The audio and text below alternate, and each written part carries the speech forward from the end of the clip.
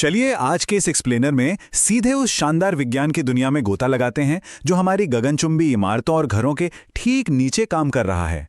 हम अक्सर इमारतों के बाहरी डिजाइन और उनकी वास्तुकला की तारीफ करते हैं, लेकिन सच तो यह है कि असली इंजीनियरिंग का जादू हमारी नजरों से बिल्कुल ओझल जमीन के नीचे चल रहा होता है। जरा सोचिए, एक इमारत का सबसे अहम हिस्सा आखिर क्या हो सकता है जिसे बनने के बाद कभी देखा ही नहीं जाता? ये एक बहुत ही दिलचस्प सवाल है। आखिर कैसे ये विशाल गगनचुंबी इमारतें बिना मिट्टी में धंसे या तूफानी हवाओं में गिरे मजबूती से खड़ी रहती हैं? इसका पूरा राज उसी छिपे हुए हिस्से में है जिसे फाउंडेशन या नींव कहते हैं। आज हम इस पूरी प्रक्रिया को डिकोड करने वाले हैं।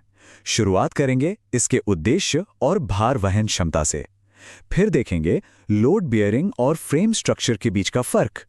इसके बाद उथली और गहरी नींव की दुनिया को समझेंगे और आखिर में जानेंगे कि किसी इमारत के लिए सही नींव का चुनाव कैसे होता है। तो चलिए सबसे पहले बुनियादी नियमों से शुरू करते हैं।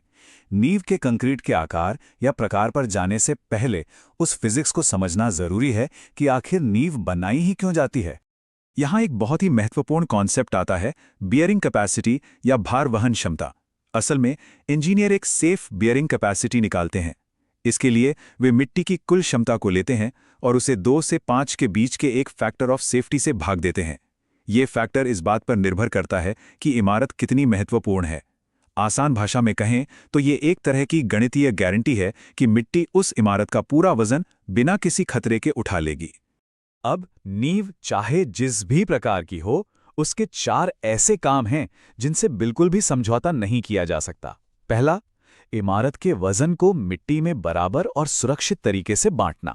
दूसरा, इमारत को अपनी जगह पर मजबूती से टिकाए रखना ताकि वो खिसके नहीं। तीसरा, उसे तेज हवाओं या बाहरी झटकों से पलटने से बचाना। और चौथा, ऊपर की इमारत के निर्माण के लिए एक बिल्कुल समतल और ठोस सतह देना। बस यही वो बुनियाद है जिस पर सब कुछ टिका होता है। जमीन से थोड़ा ऊपर उठें तो यह जानना जरूरी है कि इमारत का अपना स्ट्रक्चर कैसा है, क्योंकि इमारत का ढांचा ही सीधे तौर पर तय करेगा कि उसे किस तरह के पैरों की जरूरत है। इसे ऐसे समझते हैं, संरचनाएं मुख्य रूप से 2 तरह की होती हैं। एक है लोड बेरिंग स्ट्रक्चर, जहां ईंट या पत्थर की मोटी दीवारें ही सारा वजन सहती हैं, लेकिन इसकी एक सीमा है, ये सिर्फ 3 मंजिलों तक ही कारगर है। दूसरी तरफ है फ्रेम स्ट्रक्चर, जो आज के समय में बहुत लोकप्रिय है। इसमें कॉलम, बीम और स्लैब का इस्तेमाल होता है। ये बहुमंजिला इमारतों के लिए एकदम परफेक्ट है, और सबसे बड़ी बात, ये भूकंप के झटकों को सहने में कहीं ज्यादा बेहतर है। इस तरह के स्ट्रक्चर में आमतौर पर लंबी दीवारों की बजाय अलग अलग पैड फुटिंग का इस्तेमाल होता है। अब अगर हम नींव की पूरी फैमिली का एक पेड़ या नक्शा बनाएं तो ये सब कुछ मुख्य रूप से 2 श्रेणियों में बढ़ जाता है, उथली यानी शैलो और गहरी यानी डीप नींव। यह हमें दिखाता है कि कैसे इंजीनियरिंग हर अलग मिट्टी और स्थिति के लिए एक बिल्कुल अलग समाधान तैयार करती है। चलिए सबसे पहले इस नक्शे के उथले हिस्से में चलते हैं। इंजीनियरिंग के हिसाब से उथली नींव उसे कहते हैं जहां नींव की गहराई उसकी चौड़ाई से कम या बिल्कुल उसके बराबर होती है। इसमें 2 बहुत ही दिलचस्प प्रकार हैं, डीप स्ट्रिप और trench fill foundation. Deep strip तब बहुत काम आती है जब जमीन अच्छी हो। ये काफी किफायती होती है और इसमें कम से कम 1 मीटर की खुदाई करनी पड़ती है। दूसरी तरफ ट्रेंच फिल फाउंडेशन में खोदी गई जगह को काफी ऊपर तक कंक्रीट से भर दिया जाता है। दोनों के अपने अपने खास फायदे हैं। लेकिन तब क्या होगा जब मिट्टी काफी कमजोर हो? यहीं पर राफ्ट या मैट फाउंडेशन काम आता है। ये पूरी इमारत के बेस को एक बड़ी कंक्रीट स्लैब से कवर कर देता है। ये बिल्कुल बर्फ पर चलने वाले स्नो शूज की तरह काम करता है।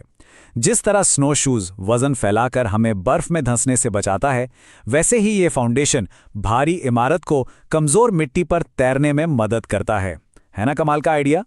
अब अलग अलग जगह की अलग चुनौतियां होती हैं और इसके लिए बिल्डर्स ने गजब के हल निकाले हैं। जैसे अगर काम जल्दी करना है तो मोनोलिथिक स्लैब बेहतरीन है, जिसमें फुटिंग और स्लैब एक साथ ढाल दिए जाते हैं। अत्यधिक ठंडे इलाकों में जहां जमीन जम जाती है, वहां फ्रॉस्ट प्रोटेक्टेड नींव में फोम का इंसुलेशन लगा दिया जाता है। इससे गहरी खुदाई नहीं करनी पड़ती, बस 12 से 16 इंच में काम हो जाता है। और अगर जमीन ढलान वाली है तो क्रॉल स्पेस की मदद से घर को 1 से 3 फीट ऊपर उठा लिया जाता है, जिससे नीचे प्लम्बिंग वगैरह का काम भी आसान हो जाता है। लेकिन कहानी यहीं खत्म नहीं होती। क्या हो अगर ऊपरी मिट्टी इतनी कमजोर हो कि उथली नींव काम ही ना आए, जैसे समुद्र के किनारे वाले इलाकों में? तब हमें स्थिरता के लिए गहराई में जाना पड़ता है। गहराई में काम करने के दो शानदार तरीके हैं। पहला है एंड बेयरिंग पाइल, जो एक खंबे की तरह सीधे जाकर नीचे किसी ठोस चट्टान पर टिक जाता है। लेकिन अगर गहराई में कोई चट्टान ही ना मिले तो तब फ्रिक्शन पाइल का जादू दिखता है। यह आसपास की मिट्टी के घर्षण यानी कि रगड़ का इस्तेमाल करके ही पूरी इमारत का वजन संभाल लेता है। ये वाकई इंजीनियरिंग का मास्टरपीस है। और इतनी गहराई तक जाने के लिए गंभीर सामग्री की आवश्यकता होती है। यहाँ लकड़ी, कंक्रीट और स्टील के भारी भरकम पाइल्स का इस्तेमाल होता है। लकड़ी सस्ती होती है पर कम वजन उठाती है। कारखानों में बने कंक्रीट पाइल्स बहुत भारी वजन सह सकते हैं। वहीं स्टील के पाइल्स का फायदा यह है कि वे आसपास की मिट्टी को ज्यादा डिस्टर्ब नहीं करते। और एक बात जो जानना बहुत जरूरी है, इस काम में माहिर लोगों की जरूरत होती है। गीला कंक्रीट त्वचा को गंभीर रूप से जला सकता है, इसलिए पूरे सेफ्टी गियर के बिना यह काम बिल्कुल नहीं किया जाना चाहिए। अब जरा सोचिए उन विशाल पुलों और डॉक्स के बारे में। वहां सिर्फ पतले पाइल्स से काम नहीं चलता। उनके लिए बड़े बड़े खोखले बक्सों या गोल आकार की संरचनाओं को जमीन या पानी में गहराई तक उतारा जाता है और फिर उनमें रेत और कंक्रीट भर दिया जाता है।